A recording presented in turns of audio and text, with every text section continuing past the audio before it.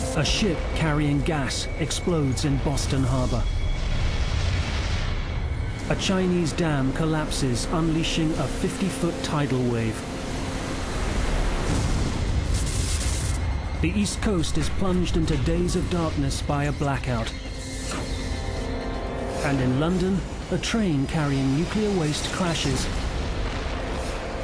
enveloping the city in a radioactive cloud.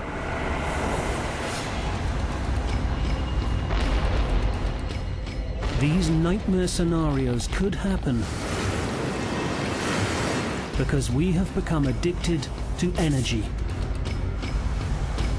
And like any addict, we don't care how we get our fix. But now the consequences could lead to global disasters.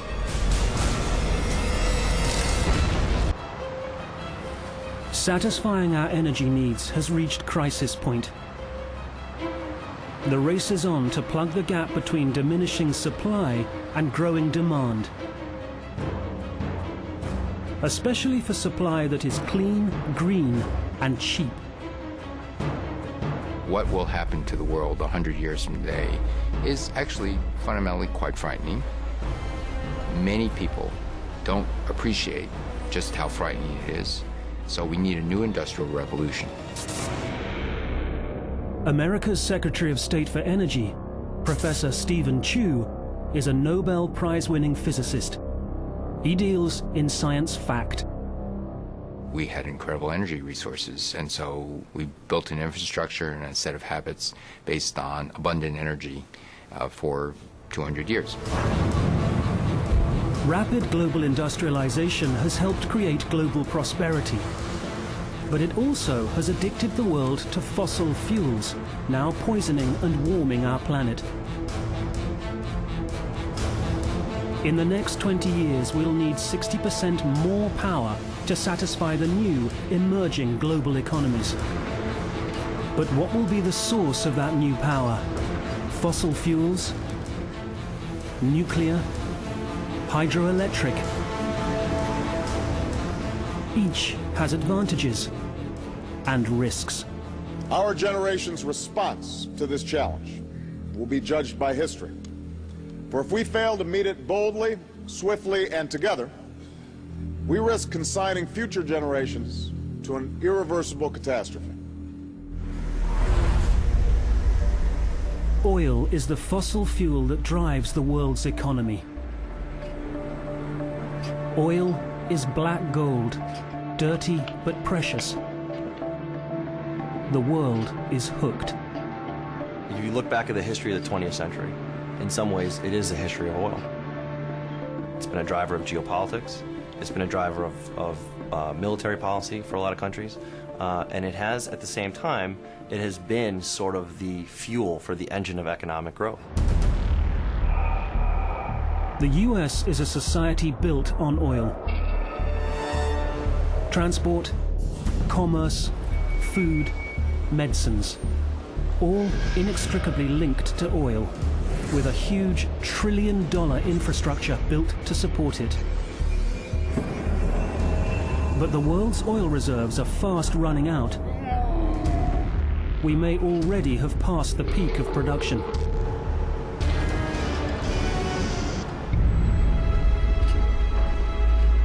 Our reliance on oil also makes it a potent political tool, one used in the past and most likely in the future. US government advisor and global energy security expert Paul Domjan understands the dangers. We remain hostage to a relatively wide range of possibilities for oil to be disrupted, any of which could cause problems with world trade or even cause economic growth to come to a halt.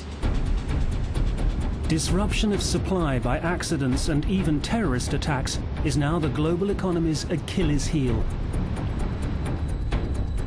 80% of the world's oil passes in oil tankers through 6 narrow shipping channels, also known as choke points. The Bosphorus Strait in Turkey connects Russia, the world's second biggest oil exporter, with the rest of the world.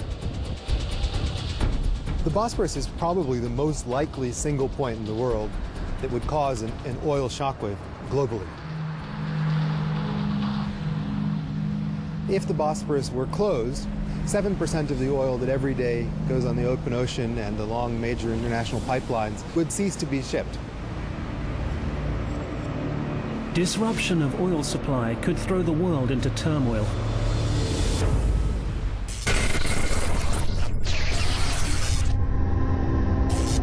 Turkey, 2015.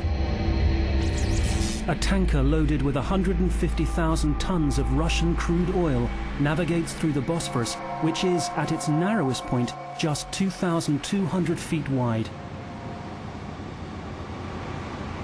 Iran, Russia's main oil export competitor, is suspicious of Russia's links with the West and oil deals in the Caspian Sea. A terrorist group with Iranian sympathies plows a suicide boat loaded with explosives into the Russian tanker.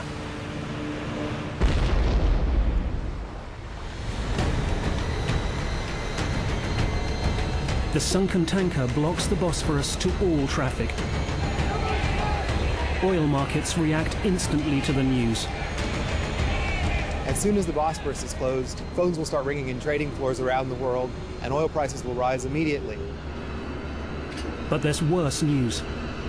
Africa's biggest oil producer, Nigeria, is in turmoil after election results are contested.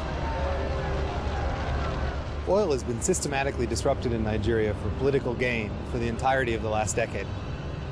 The disruption in the Bosphorus would provide a great opportunity for them to amplify the impact of their disruptions. Nigerian militants capitalize on the Bosphorus oil market collapse by disrupting the oil wells. Another 5% of the global supply is lost. With 12% of oil supplies disrupted, prices spiral out of control. After just 3 days, motorists begin panic buying petrol. People are forced to seek other means of transport. As oil prices increase, truckers protest, blockading roads. But the price keeps rising. We could be well above $130, $140 by the end of it. And those are the kinds of prices that triggered the last recession. It takes 4 weeks to reopen the Bosphorus. It's already too late. The world plunges into global recession. Is the United States prepared to deal with another oil shock? The answer is no. Is the world economy prepared to deal with another oil shock? The answer is no. Until we can develop alternative fuels for transportation, the world remains at the mercy of the oil markets. Weaning ourselves off fossil fuels is a slow and expensive business. But there is a fossil fuel that is fairly cheap and also plentiful: natural gas.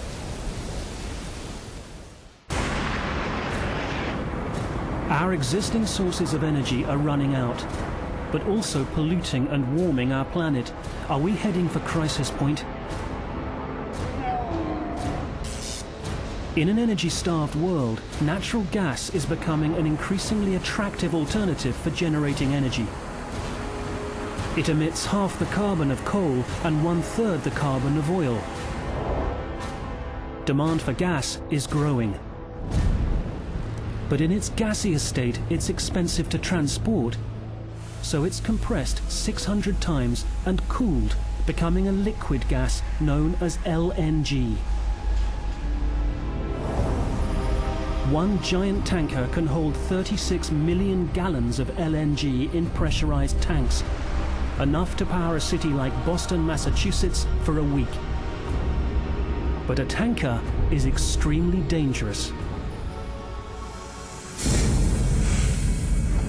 LNG explosions are a firefighter's nightmare. Lancashire, England.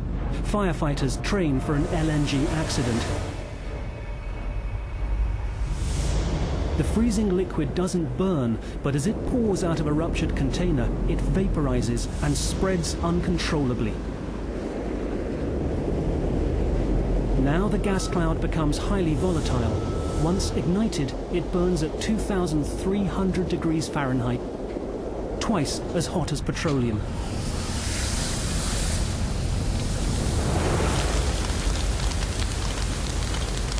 If you had a large gas spill and it ignited, what's going to stop you initially getting too close to the fire is the radiated heat, which you can feel on your face now. The surrounding air becomes so heated, firefighters can't get close. This is just a small training fire. An accident in a busy port would involve millions of gallons of LNG. That would be a potential bomb. I would imagine it's a firefighter's worst nightmare for something like that to happen in a harbour in the middle of a city. At present, there are 11 ports that handle LNG tankers in the US. The one in Boston is in the heart of the city. Candice Kelshaw is an expert in maritime terrorism. Her research has revealed that LNG tankers could become a target for future terrorist attacks. The most likely scenario would be that you would have an officer who would have quite a few years under his belt, been at sea, knows LNG ships, is familiar with the environment at sea, and has become radicalized and now has a suicide mission planned.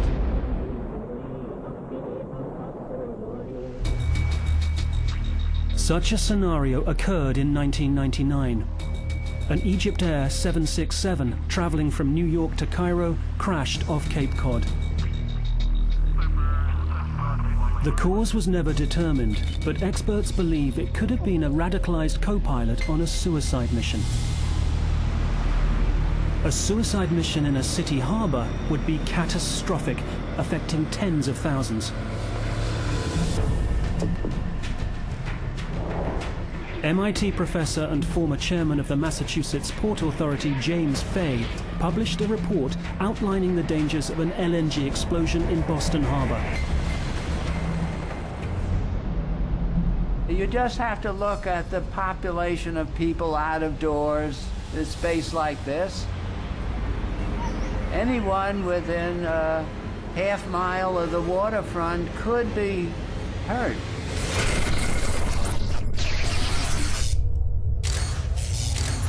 (2015) Boston Harbor. A 1,000-foot tanker carrying 33 million gallons of LNG sails at 5 knots, just over walking pace, into Boston Harbor. Close by is downtown, East Boston, Logan Airport and Charlestown, all densely populated. As is normal, when an LNG tanker approaches the harbor, no other traffic is allowed on the water. Security is tight. Helicopters are overhead, the roads are closed on the side, bridges are closed, there is a moving security cordon on either side of the vessel. But the massive security presence is looking the wrong way. A radicalized crew member has planted a bomb next to one of the LNG tanks. It doesn't take very much to blast a very big hole in the side of a tanker.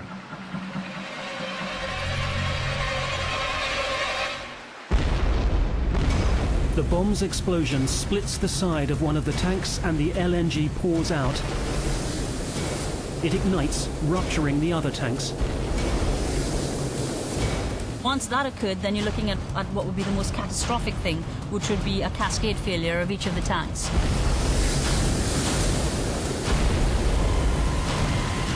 Thousands of tons of liquid gas pour into the water. The LNG comes in contact with what it would regard as red-hot liquid. It is so cold compared to the water that it just turns into vapor. The LNG expands 600 times as it vaporizes. Wind carries the vast vapor cloud towards downtown Boston. The cloud erupts in a fireball 1,000 feet high. A vast thermal radiation wave pulses through the city. This isn't fire, but heat from the explosion, so hot that it ignites anything in its path. That circle identifies the region within which there would be harmful radiation to anyone on the shore. The gas would only burn for 15 minutes, but would be long enough to devastate the city. That's an enormous fire. We've never seen anything like that, and I hope we never do. But as long as LNG is shipped into harbors like Boston, the threat remains all too real. Trying to run this kind of business in old, crowded ports where a lot of people live nearby has got to go. We've got to get the danger offshore, and then there's no problem. But while this would address the problem of safety, it does nothing to change the fact that gas is a fossil fuel and harmful to the environment. To address the growing need for cleaner energy, planners are going back to the future and are looking once more at nuclear power.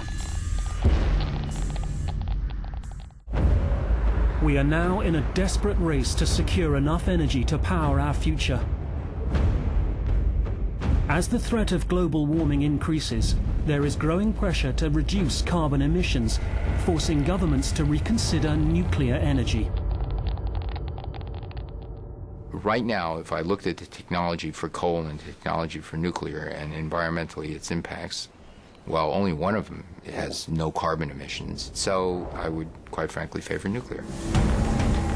It is estimated that over 500 nuclear plants in 30 countries will be in operation by 2025, despite the long shadows that hang over nuclear power. In 1979, a partial meltdown at the 3 Mile Island nuclear power plant in Pennsylvania led to the release of radioactive gases. Then, in 1986, a disastrous accident in the Soviet power plant at Chernobyl led to the deaths of up to 500,000 people. This confirmed the worst fears of the anti-nuclear lobby. But the tide is turning. Energy planners now believe the nuclear industry has learned its lessons. We now know how to operate nuclear power plants in a safe way. The designs are far safer than the Chernobyl and far safer than actually 3 Mile Island design. But one problem persists: the safe disposal of the nuclear fuel rods, which remain lethal for centuries. If this rod had been just withdrawn from a reactor, it would be so intensely radioactive that my survival rate would be less than 1/30th of a second. John Large is a world-renowned nuclear scientist. The unsolved problem is the back end of the nuclear process. What do you do with the intensely radioactive fuel once it's served its purpose in the reactor? Nuclear waste is transported in specially designed flasks that are tested to the limit.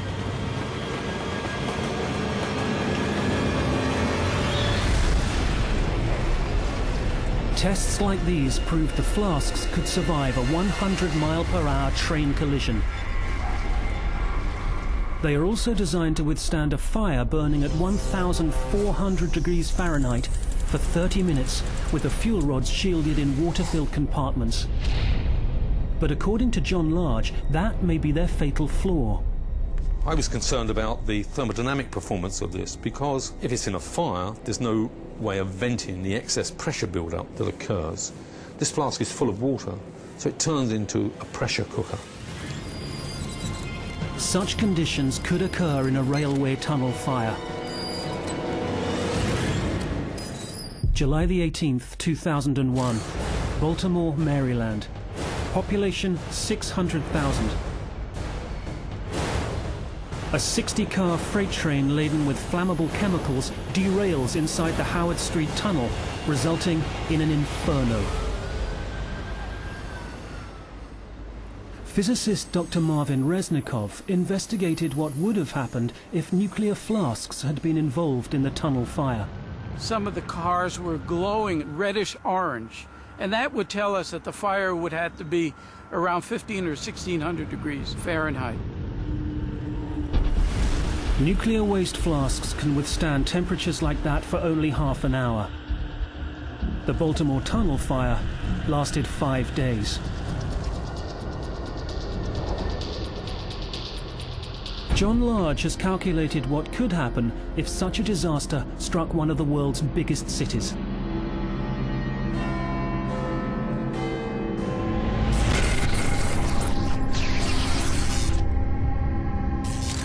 London, England, July 2015. Spent nuclear fuel from a Magnox reactor is en route to the world's largest reprocessing plant at Sellafield in England. It makes a routine rail journey through the heart of London. The train approaches a half-mile-long tunnel north of the city centre. In the darkness, a badly maintained track buckles, derailing the train.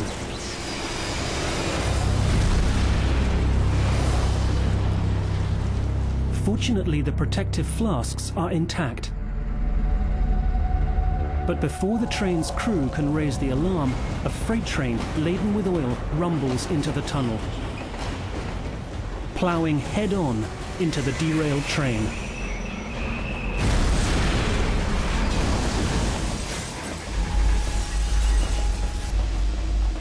A spark ignites the spilt fuel.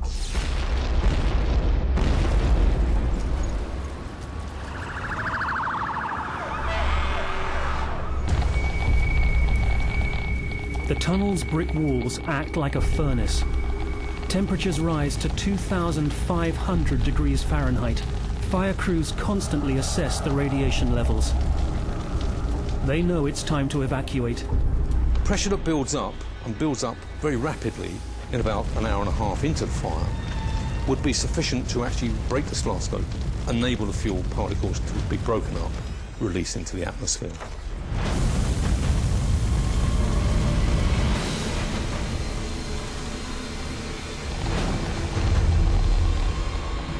Even though only 1% of the radioactive fuel is likely to be released, it's all it takes to create a deadly plume over London. The weather dictates the number of people exposed, which could be up to 700,000.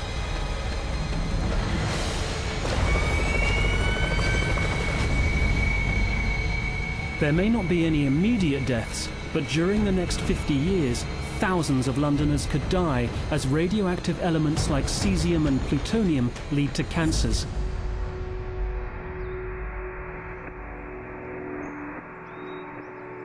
The decontamination operation is immense. Sewers, water systems and green areas are closed until safety is established. Streets and buildings washed down. Some areas could be contaminated for thousands of years.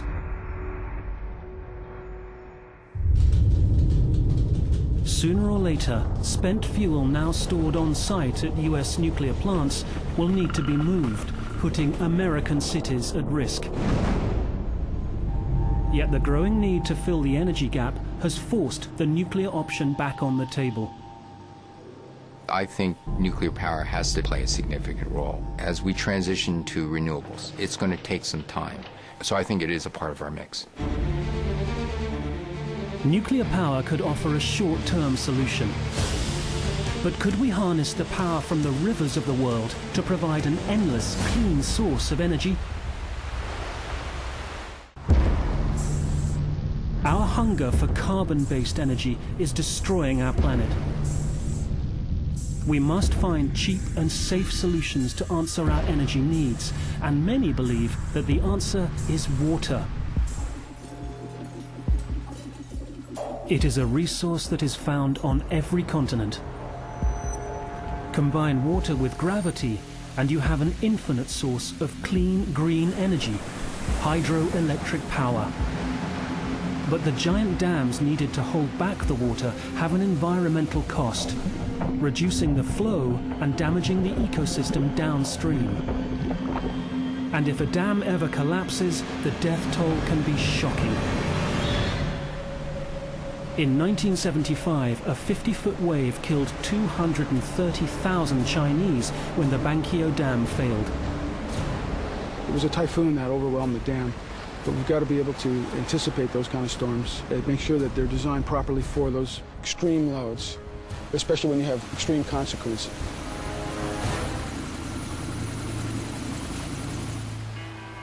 But despite the risks, China, Argentina, Congo, India, Vietnam and Mexico are all planning massive super dam projects. This is La Yesca in western Mexico. When it's complete, this hydroelectric dam on the Santiago River will be one of the tallest in the world, more than 700 feet high.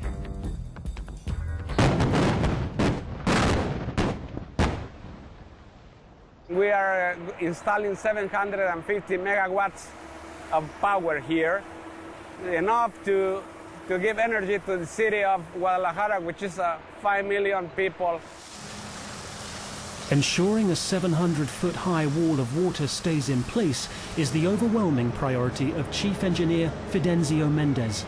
Factor of safety should be very, very high. We can't allow any minor deficiency because downstream we have two more dams and it will work as a cascade. It will be a disaster. Dams have to cope with unpredictable rainfall, which raises water levels rapidly. Dangerous levels of water are channeled away safely by a spillway, a sort of overflow.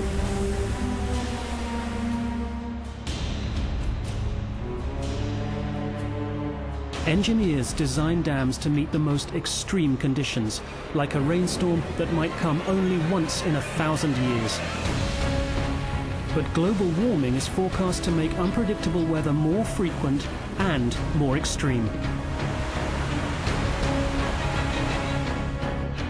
Experts now predict the world's 45,000 large dams need to be upgraded to protect them from the effects of global warming, or the consequences could be dire.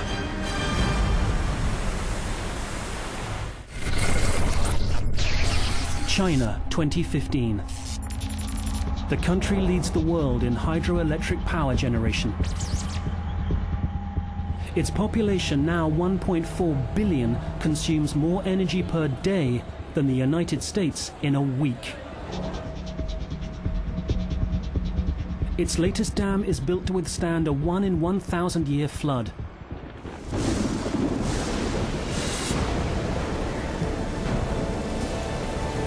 An unprecedented Category 5 typhoon strikes, unleashing 80 inches of rain in just 24 hours. Debris carried by the rising water blocks the spillway. If the dam was not operated properly for the storm, or if the spillway were clogged with debris, you can get more inflow than was ever anticipated. With the spillway blocked, the water level rises rapidly. A landslide crashes into the reservoir, releasing 5,000 tons of earth and rock. 800 million cubic feet of water overflows the dam, sending a massive wave rolling down the hillside towards the villages beneath.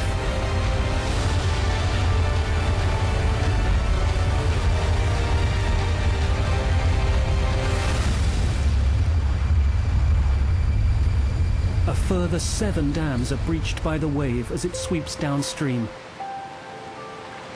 Whole communities are washed away. An area the size of Los Angeles is flooded. Hundreds of thousands die. Super dams can offer plentiful energy for many countries, but the unpredictability of future weather means there is an added pressure and risk. However our future energy is generated, it will all be for nothing if we can't get it from the power plant to where it's needed. It turns out that our power grid could be the weakest link of all in our future energy supply. We're facing an energy crisis, where any disruption to the delicate balance of supply and demand can lead to disaster.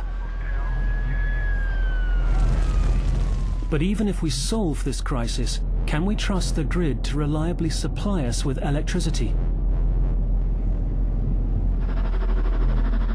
America's first grid was created in New York City almost 120 years ago, and then rapidly expanded to cover the whole East Coast. But it's now old and prone to failure as it struggles to cope with ever-increasing demands for energy.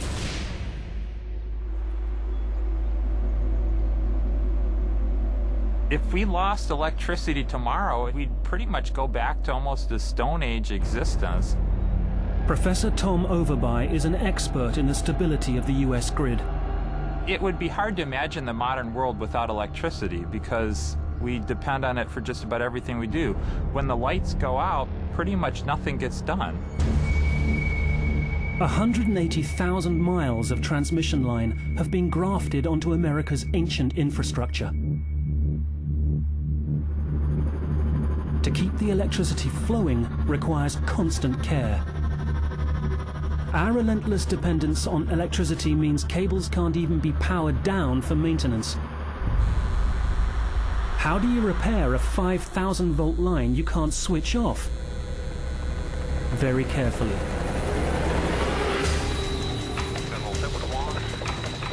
Specially designed helicopters allow technicians to work on live lines. You might do it every day. Can't get complacent with it. You have to think about what you're doing all the time. The secret of working on energized cables is to attach yourself to the live line so you are grounded. Put the wand on the wire, the whole helicopter, the people, everything gets energized to the same potential. The team know that if they make a mistake, it will be fatal. Aviation in and of itself is not inherently dangerous, it's extremely unforgiving. And this is a little more unforgiving than that. Okay, we're off. Good. Despite this constant maintenance, the aging grid still fails. August the 14th, 2003. A cascade of failures plunged some 55 million people on the eastern seaboard into the dark.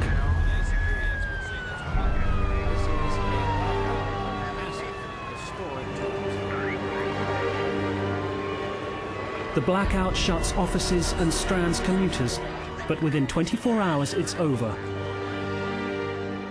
If we don't improve our transmission grid, we're probably looking at more potential blackouts in the future, certainly if we have a growing population, which we do, and growing electric demand. The grid of the future must cope with a 30% increase in demand in the next decade alone. But it faces new challenges. Extreme weather and fires already cause 40% of all major power outages. Climate change will bring more intense hurricanes, more floods, and blistering heat waves. Outages of the future could last much longer than 24 hours.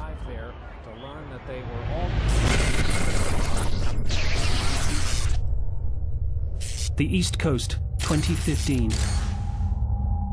Global warming is all too real. The East Coast is gripped by a blistering heat wave. High temperatures and increased demand causes transmission lines to overheat, causing power outages across the grid.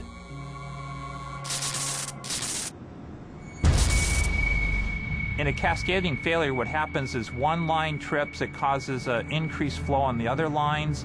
If another line trips, then that causes more and more flow, so eventually you just get a cascade. The overload ripples through the system, jumping from circuit to circuit until the entire system crashes. The Great Blackout of 2015 has begun. New York is hit first. Elevators stop. Subways come to a halt. 4 million commuters are stranded in the darkness. After 24 hours of blackout, with repairs underway, there's a new disaster. A massive summer storm sweeps over the eastern seaboard, damaging thousands of lines.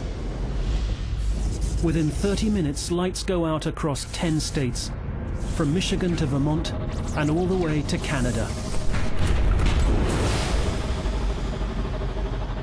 By day 2, it's clear the northeast US grid has suffered significant infrastructure damage. Petrol stations can't pump fuel. Food rots without refrigeration. On day 3, in the stifling heat, millions are forced to abandon their homes. If you live in a high-rise and it gets hot, you're going to have to leave because it's going to become unlivable inside that building very quickly. Open spaces become refugee camps across the northeast. Day 4. At hospitals, patients die as backup generators run out of fuel. Food and water is rationed. Panic takes hold. Looting breaks out. Law and order breaks down. Thousands of extra grid workers are drafted in from Texas and the West Coast to help restore supply.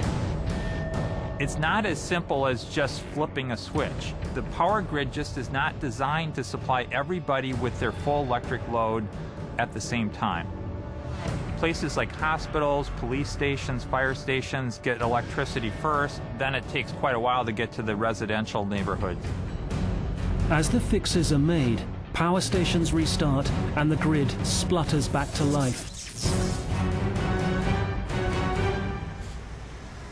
Society gradually resumes normality, but the cost of the blackout is in the billions. The risk of this disaster can be reduced, but will require an upgraded and smarter grid. But to power this grid of the future, the hunt is on to find a green, carbonless source of energy and better ways to deliver the energy. Scientists now believe the holy grail to the energy crisis could lie in recreating the sun here on Earth.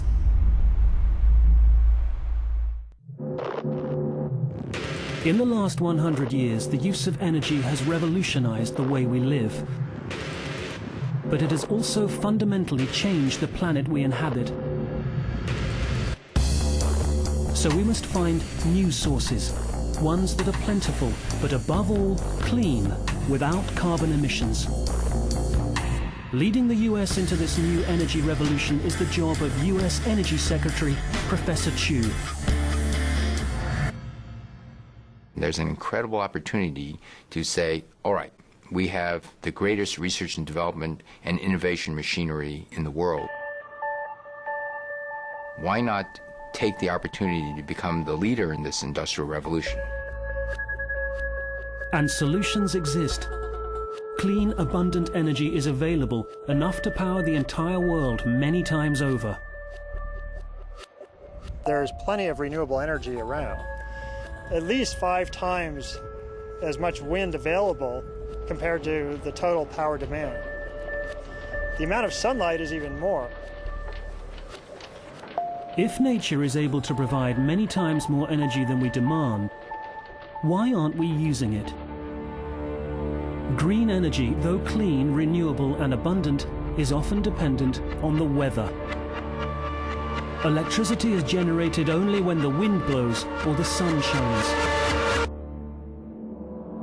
This solar panel array in the Mojave Desert captures 13 hours of sun a day. But we have an around-the-clock energy addiction. Environmental engineer Professor Mark Jacobson believes that combining a variety of clean energy sources can overcome the problems. We want to be able to combine wind and solar as much as possible because they're very complementary to each other. If you just have wind alone, it's not going to be as smooth as a conventional power plant. However, when you combine wind with solar and use hydroelectric to fill in the gaps, it's not only smooth, it matches the demand perfectly. But there's another challenge for renewable energy. Transmission. Getting the supply from where it's produced to where it's needed. 79% of Americans live in cities, often thousands of miles away from the windy Great Plains or the solar arrays of the remote deserts. Renewable energy will need to be carried over vast distances, which will call for new transmission technology. Normal electric cables have resistance, and that resistance causes some loss of electricity. If we can use superconductors to transfer electricity, we could get a lot more electricity down a cable than we can using traditional technology. Superconducting cables have zero resistance, allowing the transmission of far greater electrical loads over much greater distances. They are expensive, requiring rare alloys, and are only in the experimental stage. But if successful, they could distribute renewable energy to every corner of the US. Far further into the future lies a technology which could be the holy grail of energy production. A technology that uses laser beams to recreate the energy of a star, right here on Earth.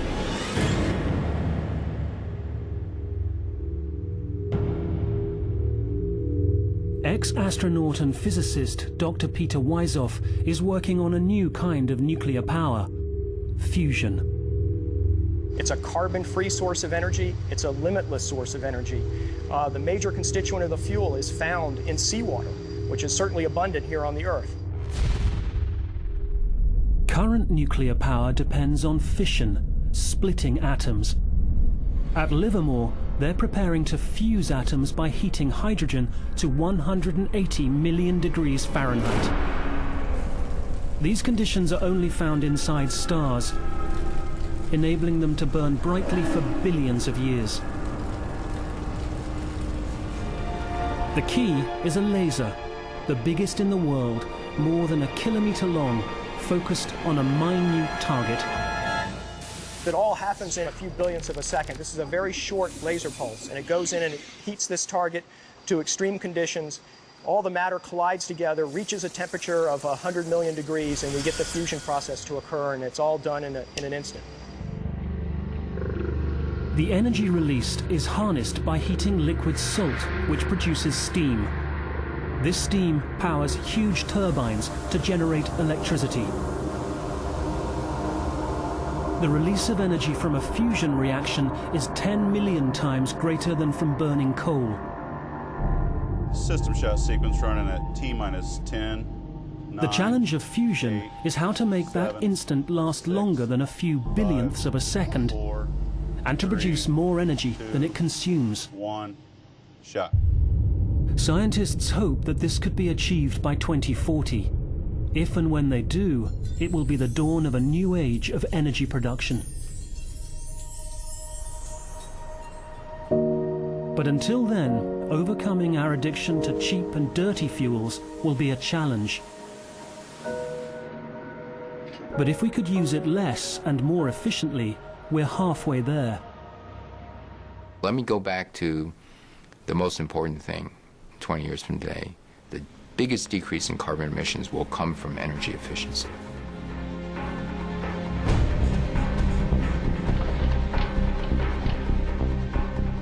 Energy efficiency and green technologies can solve our energy crisis. As Professor Chu sees it, the choice is simple. Here you have an incredible opportunity, behind door number 1. Economic prosperity, leadership, wow. Behind door number 2, disaster. You choose.